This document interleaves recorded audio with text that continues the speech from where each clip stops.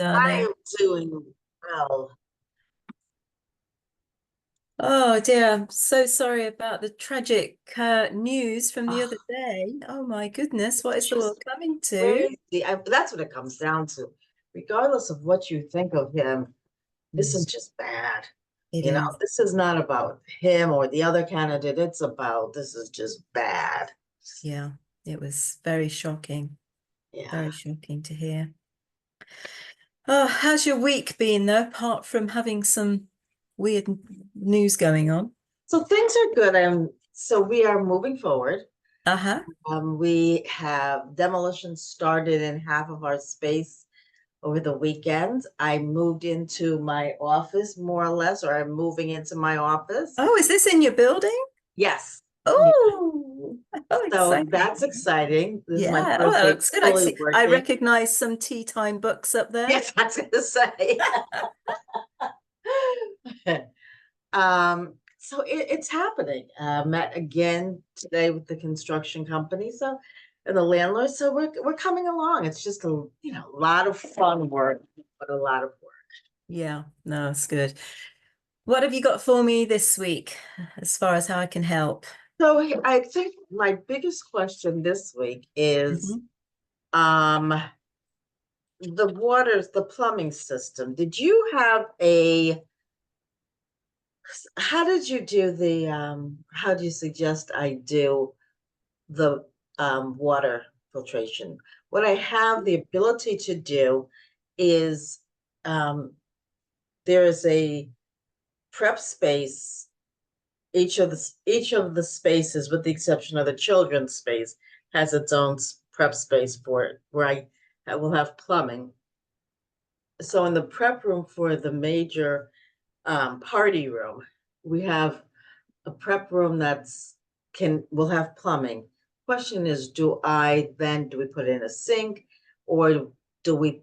What is your suggestion for that? And Yeah, same with the prep areas for the kid yeah, for the good kitchen. question. Really good question. I would say that wherever you have a prep space, you need a hand sink. Okay. Yeah, and I think the health department will advise that as well. Mhm. We obviously check with them as well, but that's what I would imagine and would expect to see in any prep space. Because if you're handling food, you're going to make sure you wash it. You don't have to be going into another room to do that. Um, as far as did you say something about filtration? I'm trying to, so even just in terms of heating the water, do I want a separate faucet in each of the prep areas? But ideally, um, there will be a separate prep area so that people are not running into each other. So if we plan to run two, for example, in the tea room, the formal Mhm. dining space, that will be for 24 at max capacity. The Mhm. plan is that we will have two teams of two people. And I'd Mhm. like those people, each team to have their own tea prep area Right. so Yeah. they're not all over each other. And then in the shower where we're going to do larger showers, that has its own tea area, prep space. Right.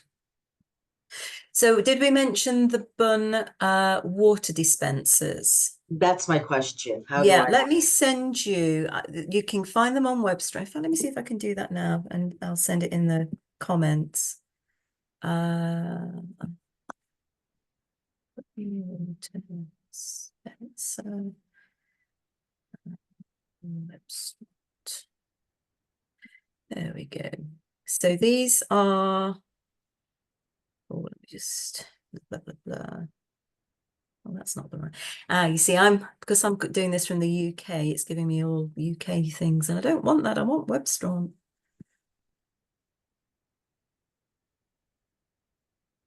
Don't want Nesbits. I want my. Okay, it's not doing what I want it to do. Let me just move this over into a different browser.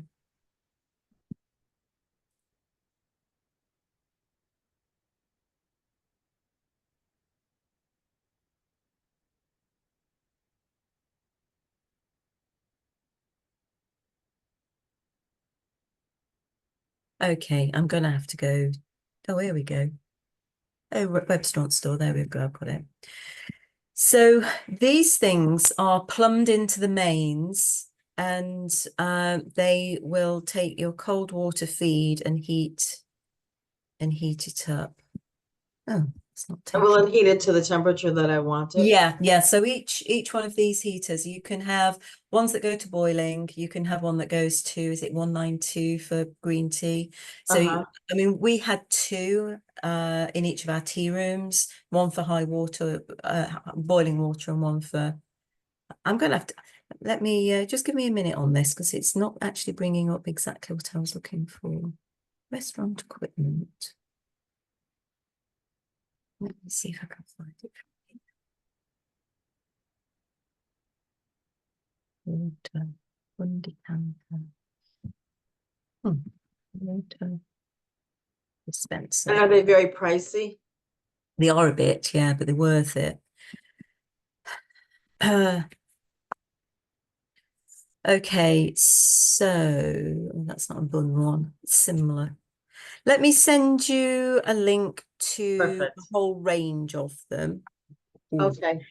Yeah, they range between a few $100 and $1,000 each.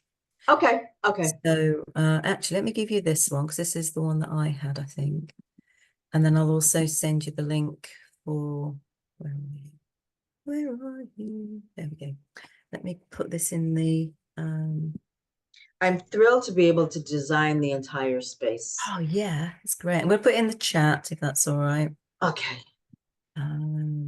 Yeah, because you have everything going for you there. So that's the actual water dispenser that I had, but there are other options. So I'll give you the link to that. Let me just go back on my browser, and I'm hoping that's going to work for you. Perfect. Yeah, so like I say, I think that I spent about $1,000 on mine, maybe 900 or what have you. But it's worth it because what happens is you plumb it into your mains.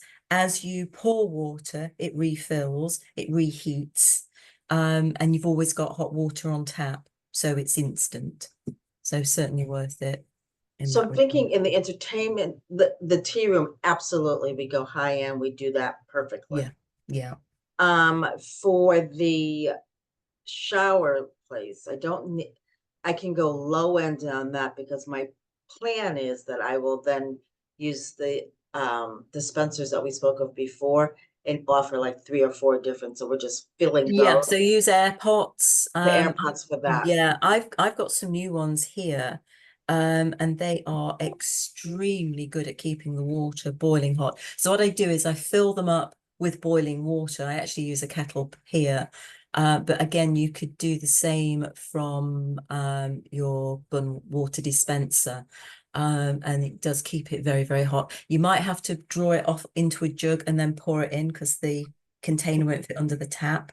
So that's just something to consider. And just make sure you build enough time to make the tea because that can take a little bit of time. And if you're making lots of it, you might have to wait for the heater to heat the water up again. So that can take a bit of time. Okay. But you might want I don't know if kettles would work as well, but that's what we did. We used the bun water heater. Hi there, Cynthia. We're just going through Laurie's question. She's doing very well with building out a space right now. So we're talking plumbing. So that'll be interesting for you. Exciting stuff. Oh, how exciting. What I was going to say is, are you having to consider a grease trap? No, Is that because you're not doing a full kitchen? it is. Yeah. I'm I know more about grease traps than any young lady should ever know. sure. And We they are, are so smelly to clean out. Horrible. No, that's good that you don't need to do that. And you've checked that with the health department and yes. with your town Yes. to company. Cool. Mhm. Because we're using a commercial kitchen for everything except for just the baking of the scones and the prep of sandwiches, essentially. We don't need. I suppose the issue, well, my town water authority was very, very strict. But things like clotted cream and your milk or cream that you're using in your drinks, that can have a clogging effect. So it's just something to be aware of. I'm certainly not going to advise the town of that. No, but I say it's something to be aware of. So you Yes. don't want that clogging up your pipe work. So make sure that when you are teaching your team how to clean stuff, that they're not putting milk or cream down the drain. So if you can put it into a, I don't know, into a disposable container and then throw that container into the trash, that's better than letting that go down the drain, because that can clog. Okay.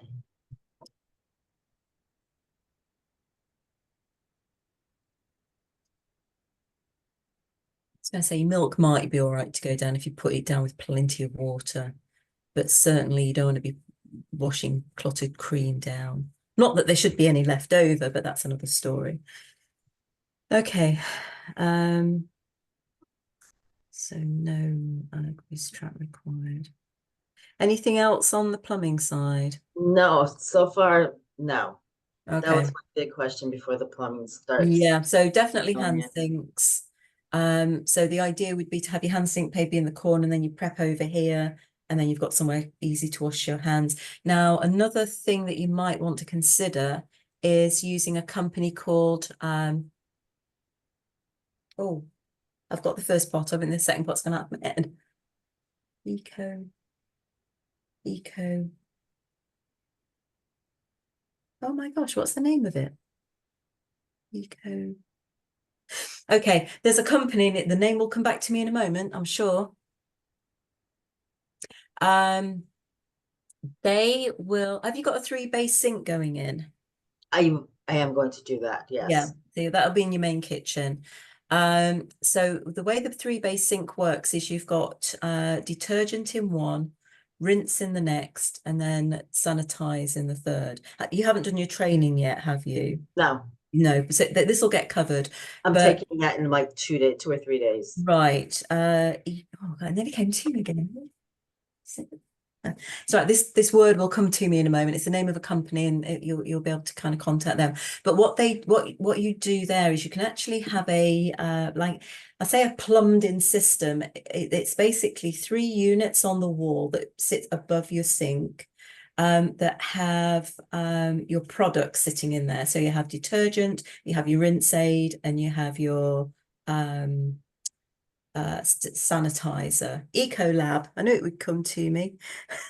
I was visualizing it there, and it's like, what's the word on the bottle? EcoLab. So EcoLab, they provide you with all the health department what's the word? Standard of your detergent, rinse aid, and sanitizer, and they can actually hook it all up. So from they come in big gallon or 5-gallon containers, I think, from what I remember, and they basically will put the pipe work in so that your team doesn't have to think about it. It's kind of automatic, so it kind of measures it out, and it's at the right strength and all that sort of stuff. So it's worth having that in there. Now, is this the same company that rents the dishwasher? It is the same company that rents the Okay. dishwasher, and I would certainly suggest that you do that as well. But if you get in touch with EcoLab and get them to come out to you, they will advise what they can do, but it's certainly worth doing. They also do hand soap, and again, you can have a dispenser over your sink. So basically, you'll never run out of product, which is what the health department need you to do, because you always need to have detergent on hand. You always need to have sanitizer. Every time you run your dishwasher or you use your 3-bay sink, you've got to make sure everything's sanitized and at standard, and you have to have little litmus papers and test the strength of things. So there's a whole project around that. But while you're thinking about plumbing, just have a think about that as well. When should I call them in? Prior to construction, I would think. It could be later, but the sooner the better in a way as well. I mean, you've got access. You can say, this is what we're having done. This is where the 3-bay sink's going. What is it you do? And then you'll get a rapport with your local rep. You might be able to buy the product through Sysco, which was our restaurant supplier. I'm not sure what states they operate in, but they might do it through a third party, and it's something that you can just order when you're ordering your product, all your other products. But the beauty of this system is they install it and you don't have to pay for any of that equipment. It's all kind of built in to the service that they provide, because you're going to be buying a lot of product from them going forward. And especially if you're having hand sinks in 3 or 4 different spaces and you've got your 3 bay sink. Yeah. Perfect. Sorry, that was a bit of a ramble, but no, thank you. I just went straight into the detail there. But yeah, EcoLab, definitely worth contacting. And you probably would need to speak to them before you do your build out for your dishwasher to make sure you know where it's going to go. And again, that you've got your plumbing in place for that as well. Okay, I will get them in here. Yeah, it wouldn't hurt. No, you've got access. Anything else around water? Thank you. Water softener. Are you going to go for a water softener? I don't know that. Tell me your position on that. So we had very, very hard water in our in our location, and if you put a softener through it, sorry, if you put the water through a softener, it does save your water dispensers getting clogged up with sediment.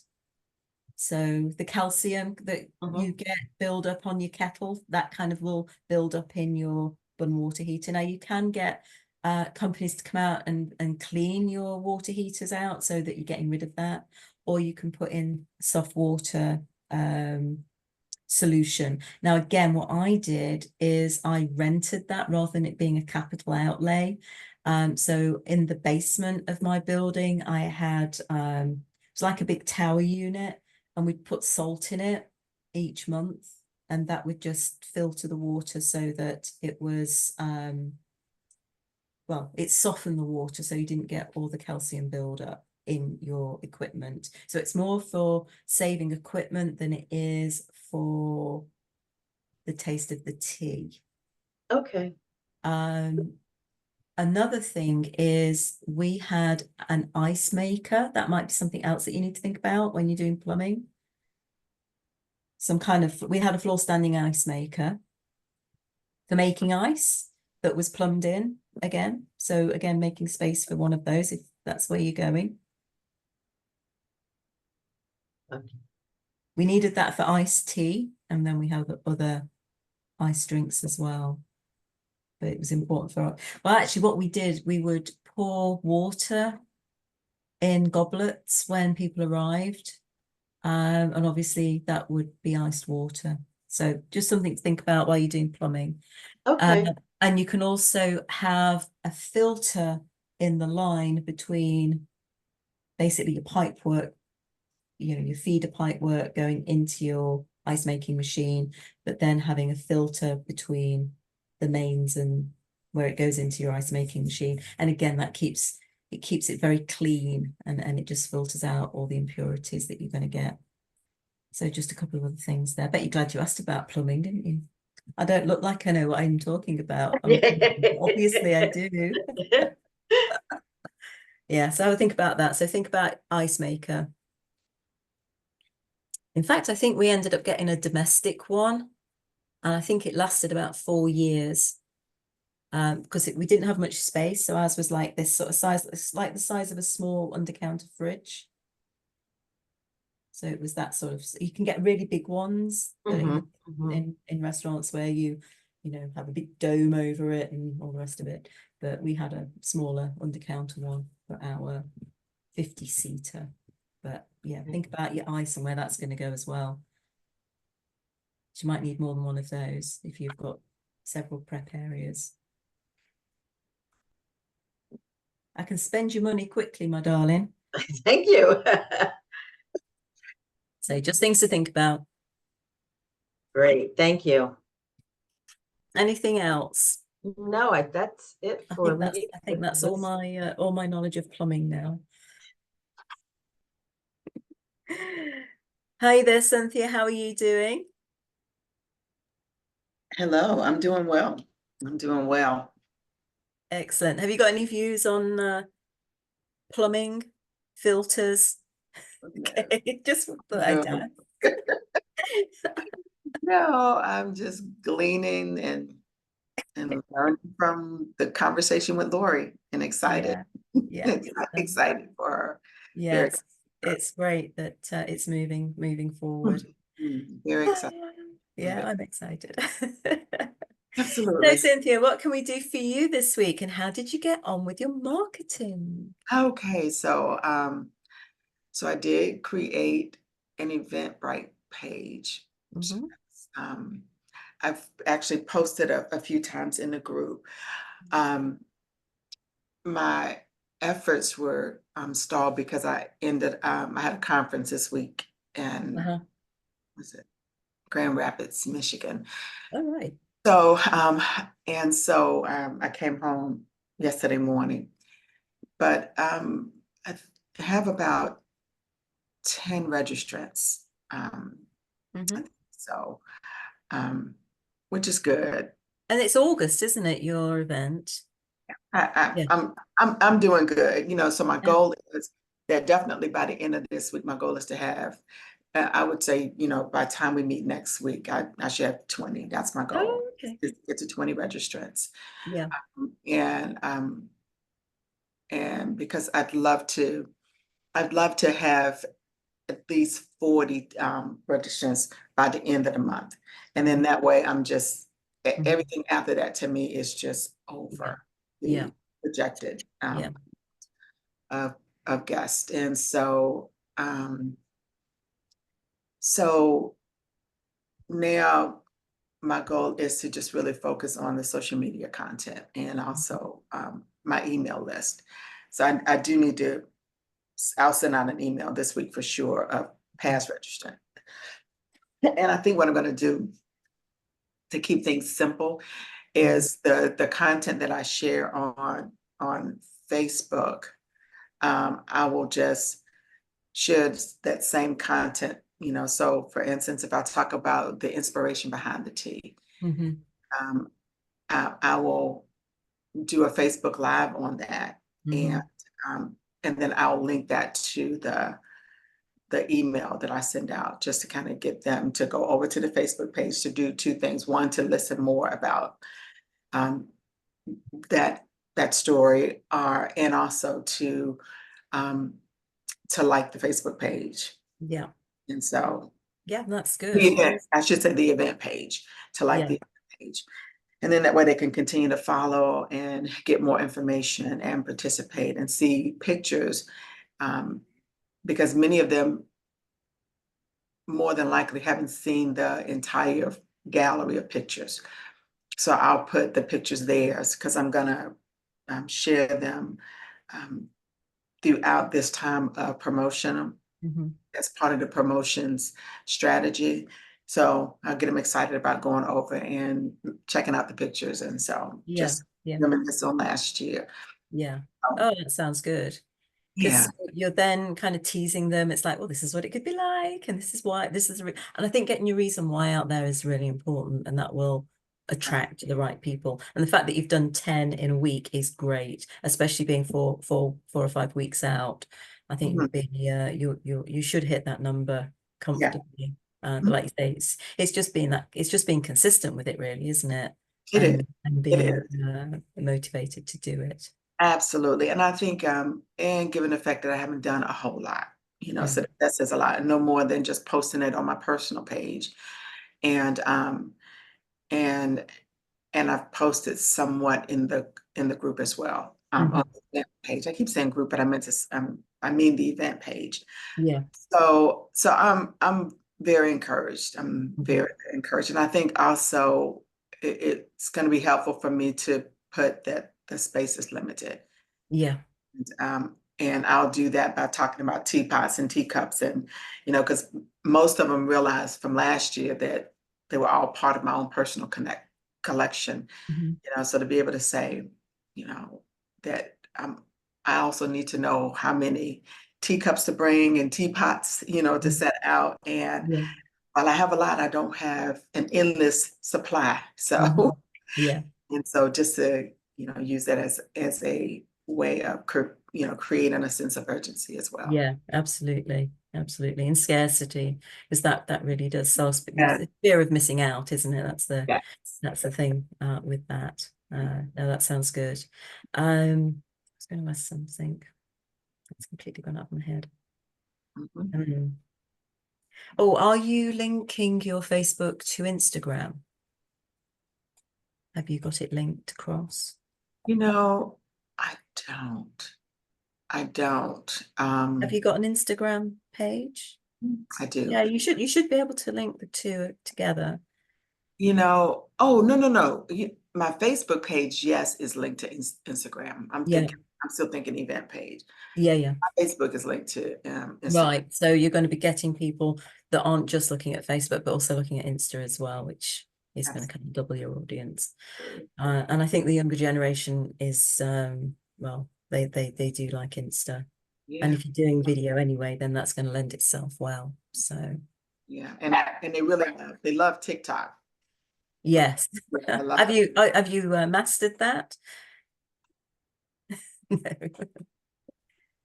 No, I haven't. I haven't. And again, I think a lot of that is because of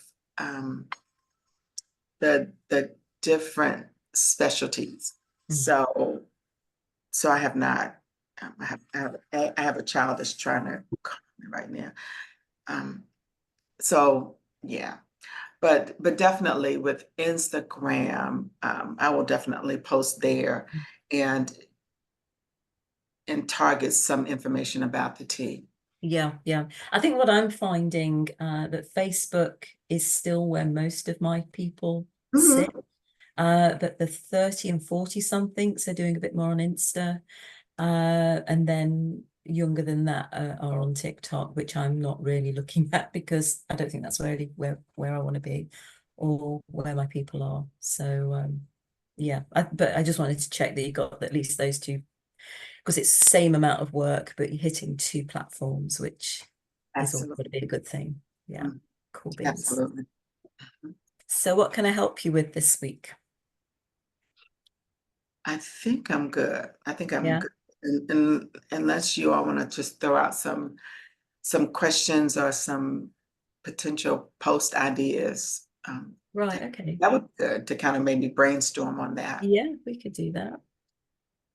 Cynthia, where in North Carolina is your event going to be? It's in Cary. Which is in the triangle. It's in a triangle. Mm-hmm. RDU.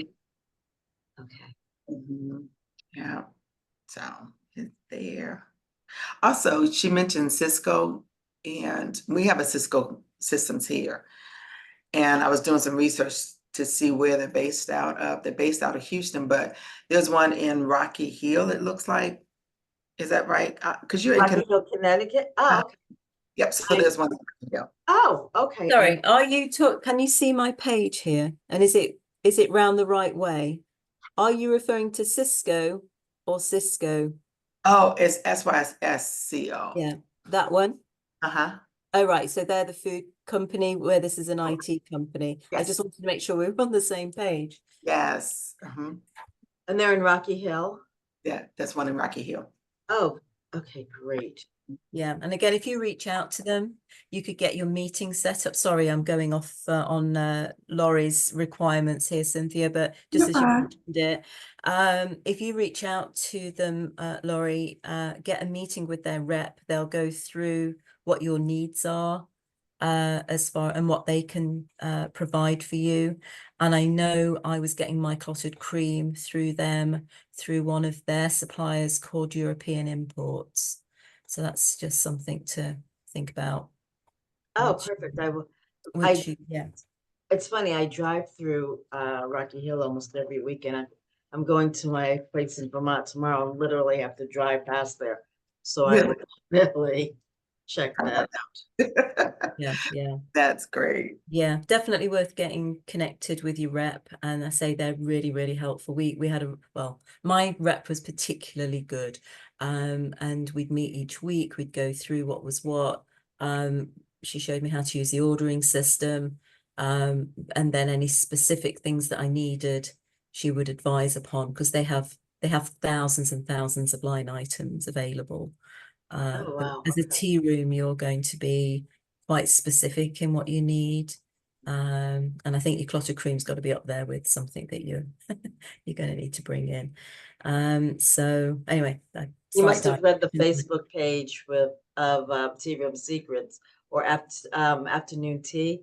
One of the Facebook pages was someone was very much complaining that the biggest issue they have with tea rooms is they don't serve real clotted cream. Oh, right, yes. Yeah. So that is an issue.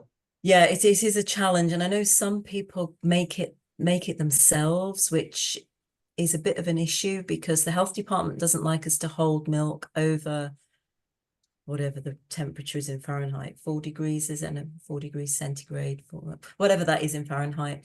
To make clotted cream, you have to hold it at quite a warm temperature for the water to evaporate off it, and then there's issues. So for us, it was just easier to bring it in from the UK, shelf stable from the Devonshire Clotted Cream Company, I think it's called, or the Devonshire Cream Company is the actual company, but then we did it through European imports through Sysco. So it's a bit of a long-winded way of doing it, but I was very surprised this weekend. I pulled some clotted cream out of my fridge that I thought had been there for quite some time, and it probably had. And that shelf life is very long. Mhm. So I noticed months, that. which is great. oh yeah, it's months. Yeah. I So was shocked. the ones that you get in the glass bottles are, I think you can get 6 months shelf life on those. Sometimes if you just buy them online, you'll get them very close to expiry date. But if you go through Restaurant Supply, they will still have like 6 months on there, which is great until you open it, of course. The cream I'm using here in the UK now, though, is Cornish clotted cream, and that's a fresh cream. So the only way I can hold it is by freezing it, which means I have to kind of plan ahead to defrost a certain amount of it. But they come in little packets rather than a big jar. So it's a single serving for each. So it makes it easier. But that's a by the by because you're not in the UK. I'd like to be, but You're I gonna have to come over and see us soon. I won't be. Well, I won't be there until May this year, I don't think. But Where are you traveling to? Do you know? I will go to London.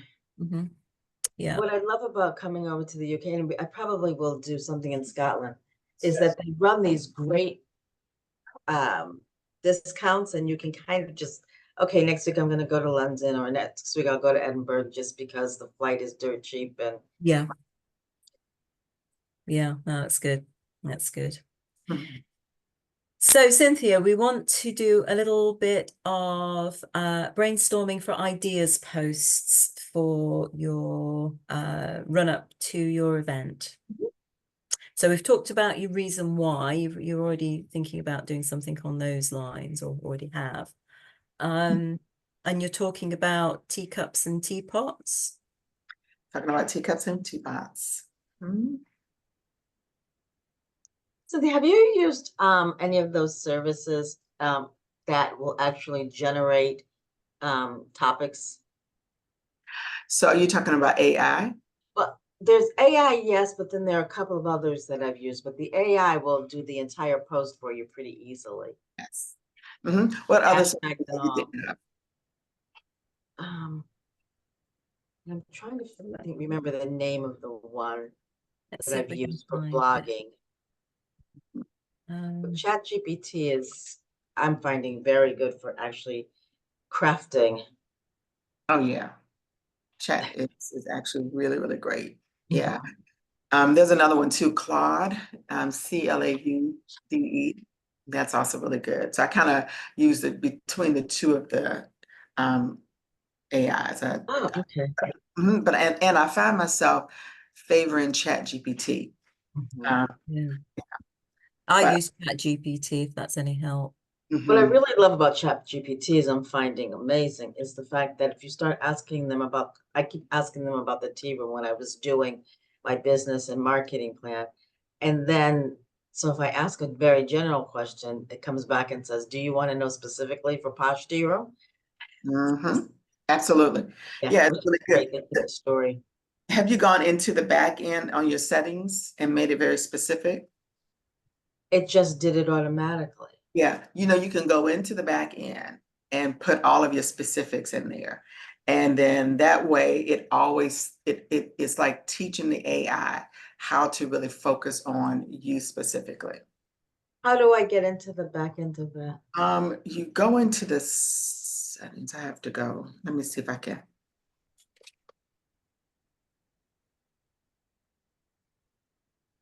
I've just been looking, there's a blog maker called Webador, WEBADOR. This is a .co.uk rather than a .com. But they do, oh, it's about blog making, but I suppose it's a similar sort of thing. No, Okay. never mind. Never mind. That might not be any good. I was looking at a title generator. Oh, the one I've been using is HubSpot. All right. Oh yeah. Oh, That's what I've used yeah. for blogs. Yes. I have Yeah, not I've used used them that one. I haven't used them in such a long time. I haven't But either. yeah, their resources are amazing now. They have so many great resources. Mhm. I'm trying to see, how do I go into the back end? Because I did it a long time ago.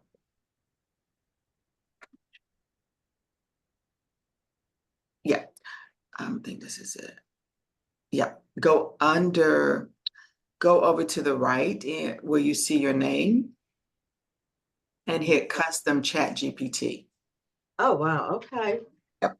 So you just go in and see, like the one question is, what would you like Chat GPT to know about you to provide better responses?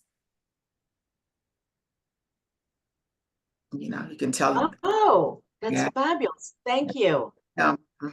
See, so then that way you customize it, and it's, you know, because the thing about AI is it really is all about teaching Mm. the you know, AI how to think like you. So then that way your responses are more customized to your own voice. I mean, you can even tell it the voice that you want. And especially with you being in the legal field, you know, there are lots of things that you can help the chat, ways you can have the chat to understand how you would normally speak and also how you would normally, you know, think. Okay. That sounds great. So yeah.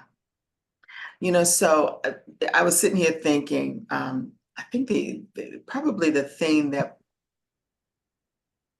I find myself thinking about is, while I don't want to, in the real world, in the world of make believe and pretend, I would absolutely love to have a tea house.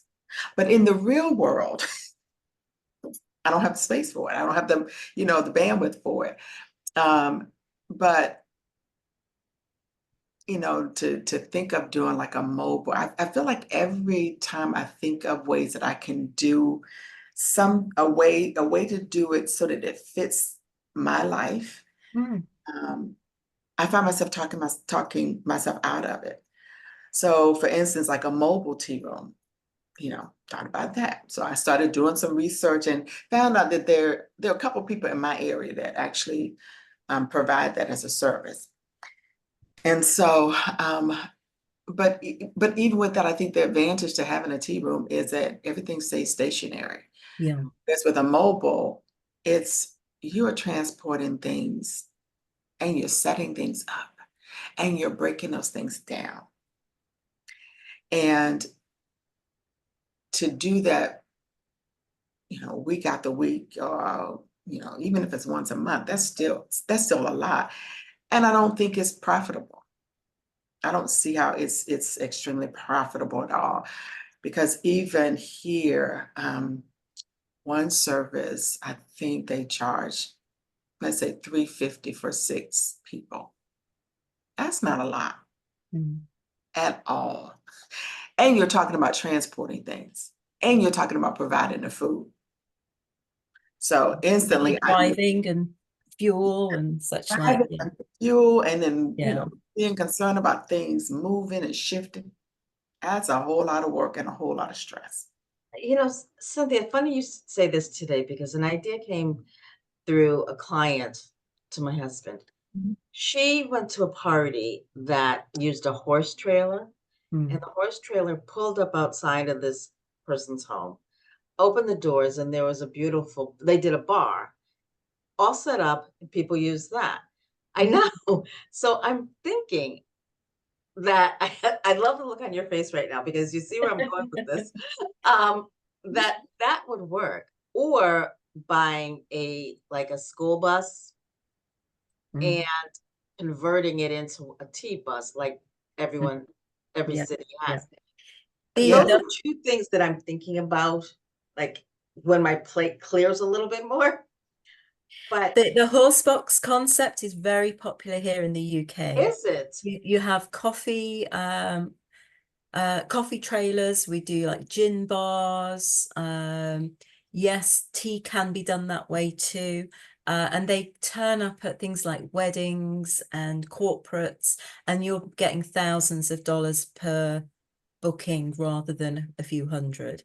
So that is certainly something that you could Wow. have a look at. Yeah.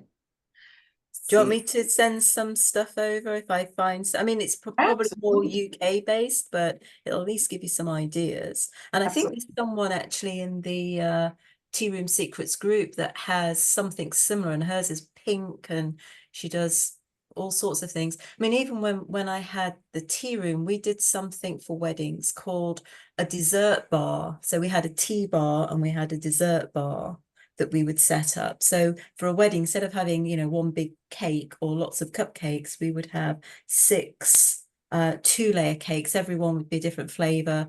And we'd set that up as well. So we didn't actually have the mobile, the nice little horse trailer or whatever, but there's all sorts of things you could do. And maybe that's where the brainstorming needs to come next, is like, Absolutely. and one of the things I often say is, what can I do from where I am with Mhm. what I have, with what I know? So, you could start doing other things, but it is all going to take some effort. But if the money's there and you position it in the right place for the right kind of event, you could be great.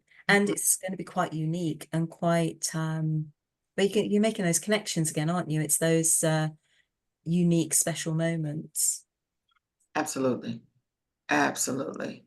Yeah. And to me, again, going back to the issue of capacity, Mm.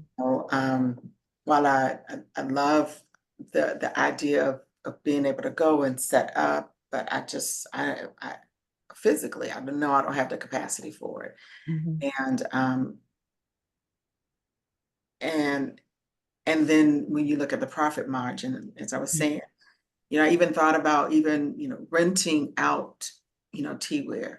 But even with that, I also would need to have an extra supply of teacups and teapots in case something gets damaged. Yeah. With that, I would still have to transport, or, or people would have to come pick up.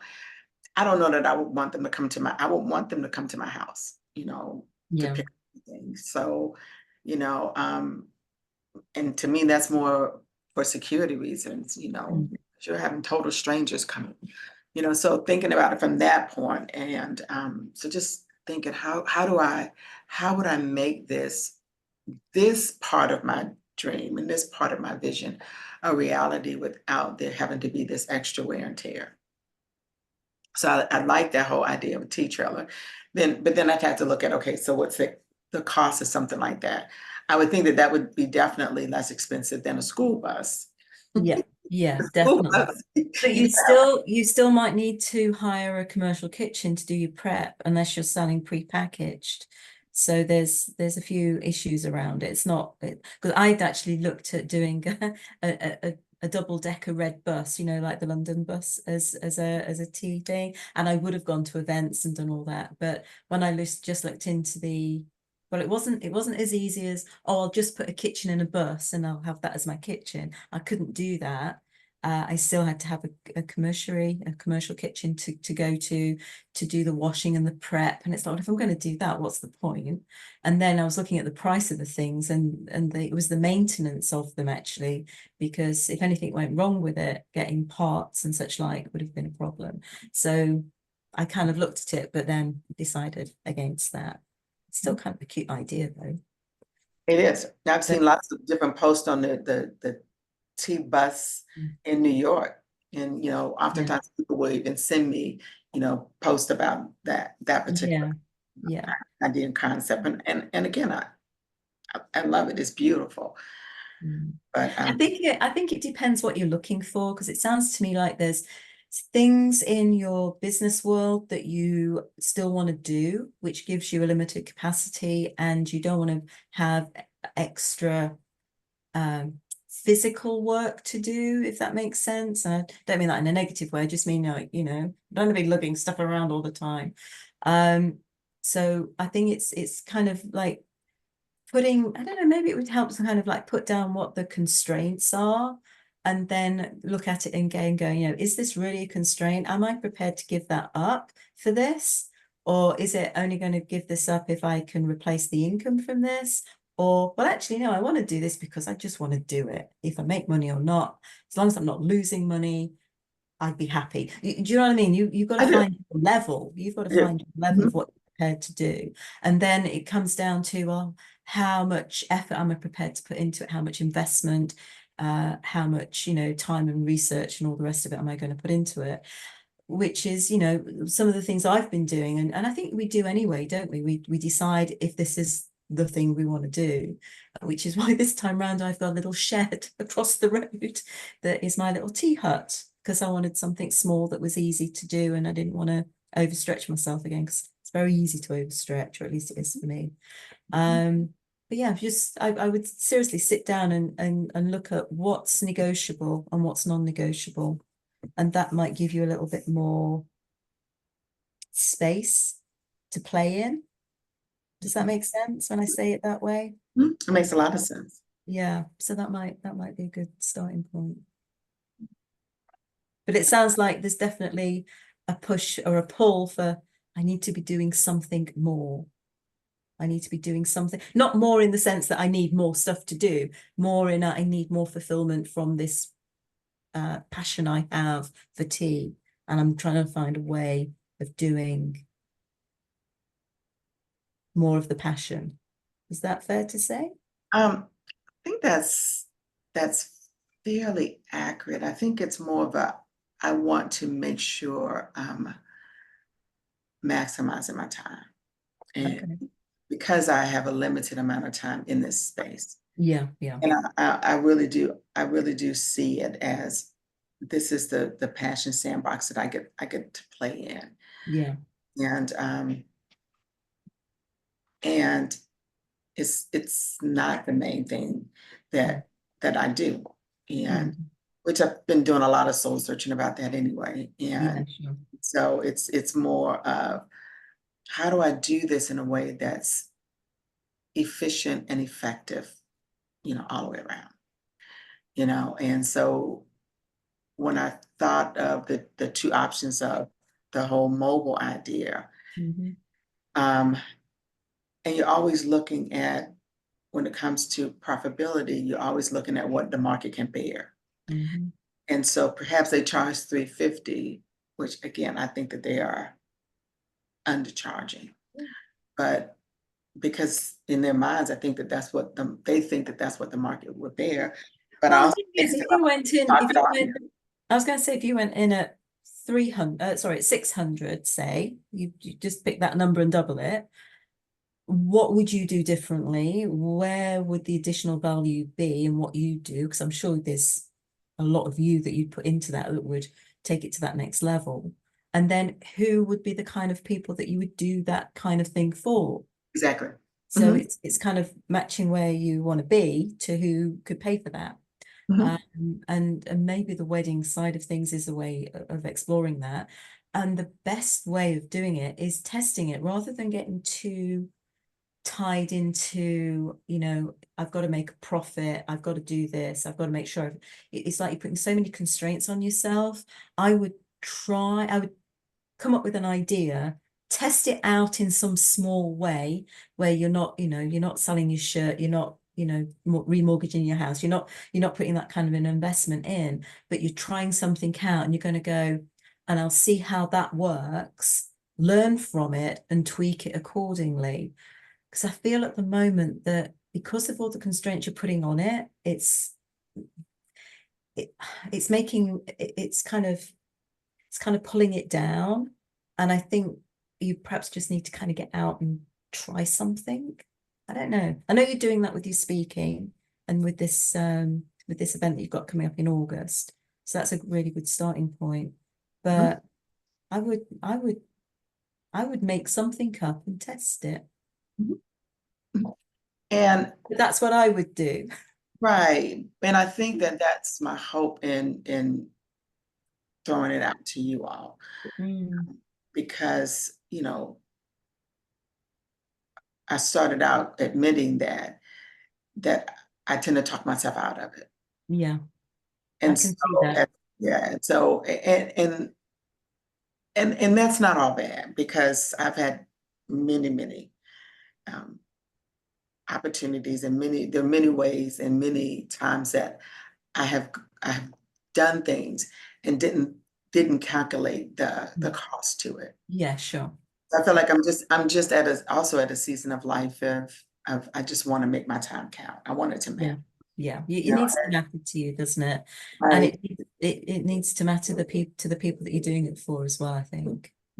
And so my goal is to like kind of brainstorm with you all to be able to say, okay, so what are some ways I can still create this? And like again, I wouldn't charge $350. I wouldn't.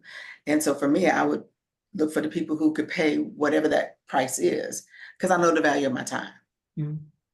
And so, and perhaps for them, they see it as more of it's more of a hobby. It's for them. But so what things have you all seen done from the mobile side of things? So I love Lori's idea of the whole horse trailer and the school bus, right? And so so what things have y'all seen done? So one of the things I've had experience of is doing, you've heard of like a private personal chef concept where you go to their location and you do all the preparation, basically in their kitchen, and then you are serving either a dinner party or an event or some kind of gathering at that property. That might be something that you could work at. If you can identify those neighborhoods and those I suppose it's the demographic of who that person might be. For me, when I was in Carmel, it was we had a lot of hospitals, a lot of doctors, and that was something that we did as well. We did several events, and I've done dinners and etiquette, like a dinner etiquette for children, but including the parents, and they don't have to do the cooking or the preparation, but we did that, or I did that. So, you know, even dressing up as Mary Poppins and doing things at children's parties, so that you're taking the tea, but you're also getting paid for being the entertainment, which takes it to another level. And I don't know if that would fit with you, but that's something that has worked and is much highly paid for, because you're creating this whole thing rather than just turning up with some sandwiches, if you see what I'm saying. Does that Yep, that's a great idea. yeah. So maybe it's something to, and again, because of the etiquette and such that you've done in the past, that would tie in very well. That's if you can bear children. I mean, you know, as in not bear children, you know what I'm saying? You can bear to be around children. do all that. Because I was really scared of American kids, I must tell you, when I first started this. It's like, oh my God, they're so confident. Because I was brought up in the days where children are seen but not heard. And, you know, you get some very, very brave, very confident young people coming through. And it's like, oh my gosh, I'm scared.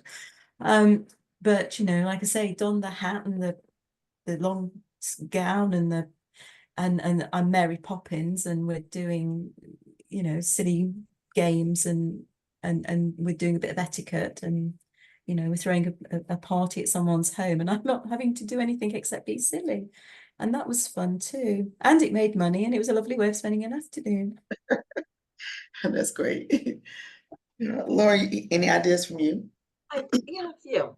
I've noticed particularly some sororities, some women's clubs are constantly looking for, and I've already gotten calls about this, doing a membership tea or an afternoon tea.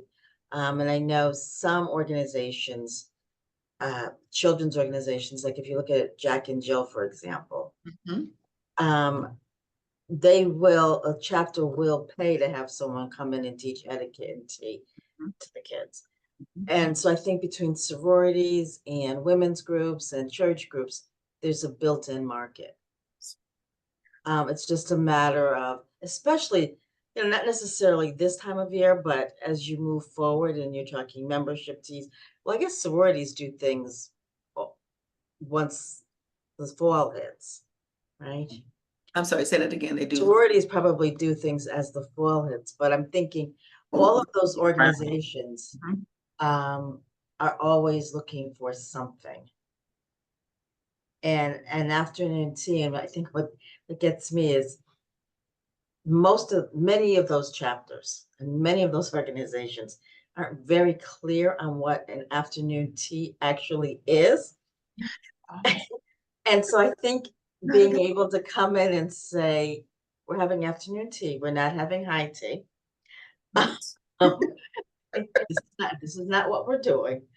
No. That makes you sellable to begin with, because you're bringing in the reality of what it is, or the truth of what it is. Absolutely right. So I think that that's the market to tap. And I know I'll be doing a lot of that, tapping into that market and the church market. Mhm. There's Yeah. always some women's group or Yeah. conference or Mother and some daughter teas are a big thing within the mother-daughter church. I've teas. done a lot of those, and again, catered to that, bringing in the china. But again, if there's more people than you have the china to facilitate, get them to bring their own china along, their you know, grandmother's teacup, or you know, their family teacup, and then it makes a talking point in that regard as well, and it brings people together in a very connected way. So that's certainly one thing that works really well. Another thing that made a lot of money for me was doing something within corporate, for corporate etiquette and networking. I worked with a recruitment company, but it wasn't, it was for their agents who were the recruiters, who would take, they would have these meet and greets and after hours meetings. Yeah, I suppose it was like a meet and greet, these after hour networking things where they would be bringing in new recruits, basically getting them introduced into the company, but also that idea of being able to hold a conversation, hold a plate and hold a glass, and how to you know, the networking etiquette of, you know, if you're standing in a closed group or an open group, and helping people move on to the next group of people, and introductions and such like. So that can be quite good, and we did that over tea stuff as well. I think we even did it over a lunch time at the manager's home, big house, you know, lots of people, but a safe space to do that in. And again, corporate will pay for that quite handsomely. So I think there's lots of avenues. I would say pick one that sounds doable and try it out. Also, Cynthia, You know, I just looked it up. You have several women's colleges Mm. I do. that would probably be very open to this. And while it might not make you a lot of money on the front end, eventually many of those women are going to be getting married and having showers, having babies, et cetera, et cetera. Thank you for mentioning that. As a matter of fact, we actually, I think we only now have one. We used to have two, Peace and Meredith. Peace is now is unisex. So, but Meredith, I'm sorry. So you have Bennett College, that's Bennett, is- from yeah, you? Bennett is further away from me. Bennett is, well, it's not terribly far. Bennett is in Greensboro, so that's an hour and 15 minutes, hour and 30. It's not that far, but And then Salem is further away. Yeah, Salem is closer to Winston-Salem, so that's even further away. But what I was going to say is, thanks for mentioning that because Meredith would be a great place. One of my leaders at church is a department chair. She and her husband both. He's in the art department, and she's, for lack of a better word, whatever the new word for home ec is. There's a whole nother new word for it. It's far more impressive and fancier than what I just said. And she probably wouldn't appreciate me saying that, but she's over that department.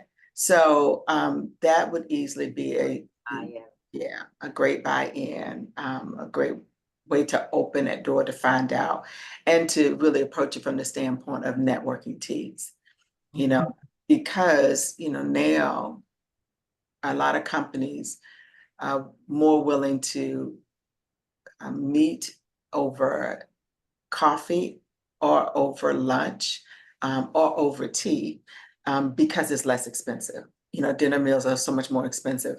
And so to, talk about it from that perspective would be a great thing. And tea is so universal. And to also, pitch it from that perspective. So absolutely. So I think that this conversation has been good because I love what you said, Tina, in terms of just, picking something and starting with it. And the other thing I thought about, although I typically supply the teacups and saucers and teapots, it definitely would be a lot easier if I just brought the teapots in and then had them bring their teacups. I know I did that once when we did a tea at church. I had everybody bring their own teacups so that way they could tell a story about why that teacup was special to them. Exactly. It's a great So talking point. it was Great. wonderful, right? And so even if I just start with that and offer the opportunity to bring my stuff in at a higher tier in terms of pricing,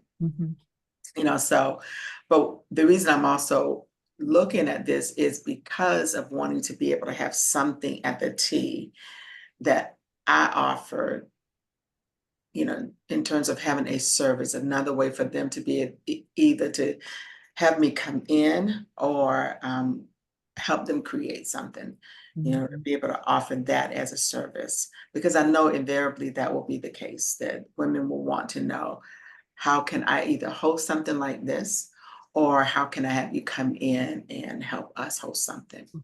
So I need to think ahead and get around it, but not just think of all the roadblocks, but figure out a way that I can say, here's how I can do this. That's right. A really good question is to ask yourself, how can I?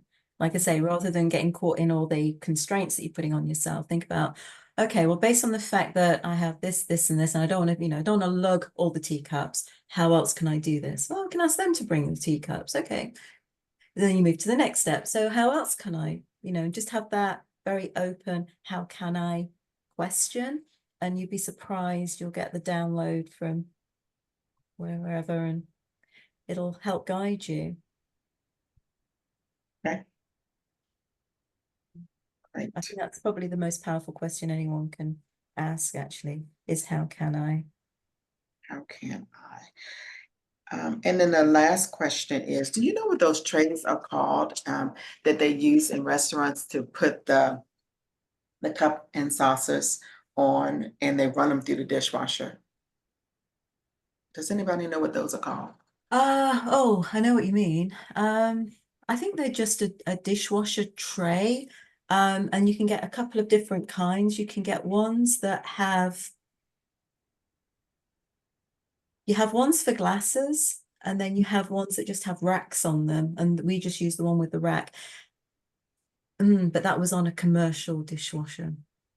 That's not what you're looking at, is it? You're looking for a domestic. No, so I'm asking a question, and because a few years ago when I rented teacups, You want to carry them in this? Of course, we talked about this last time, didn't we? that's right. So I can carry those, and that's a lot easier than having to put them in separate containers. So, Yeah. and I have been searching, and I looked at one of the restaurant stores online. So, but I wanted to see if you all knew the exact name. But Right. yeah, because to me that would be easier, because I can just put everything in all of the teacups. Yes. Dishwasher tray rack is what I've put in, and it's come up. Commercial dishwasher rack Okay. or dishwasher tray. Okay. Yeah. Have it. Yeah, that would That will be. help me say, yes, I can. That's right. And I think I mentioned to you as well that the bauble, fabric bauble containers for your Christmas tree decorations, Okay, yeah. they are very good as well. In fact, I said I hadn't gone. Let me just get you back up again because I was looking at something else. What have I done with it? Bear with me a second. Ooh.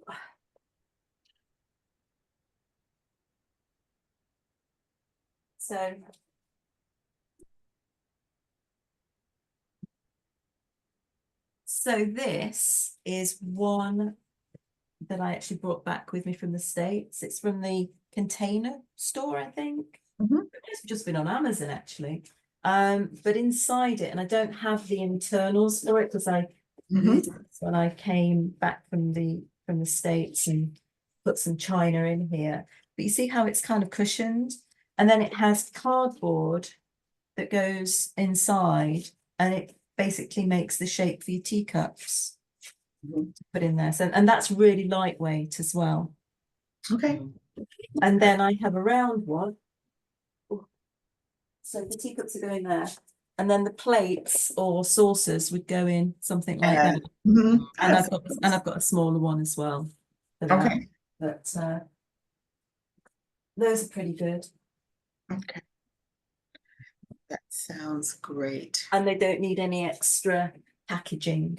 It's all kind of contained. So you don't have to do lots of paper and bubble wrap and stuff like that. Sounds good. Okay. Look for more of those. We're at I think we are just after 8:10. I'm going to lose my connection soon. So is that everything that we could do for today? Was that helpful for both of you?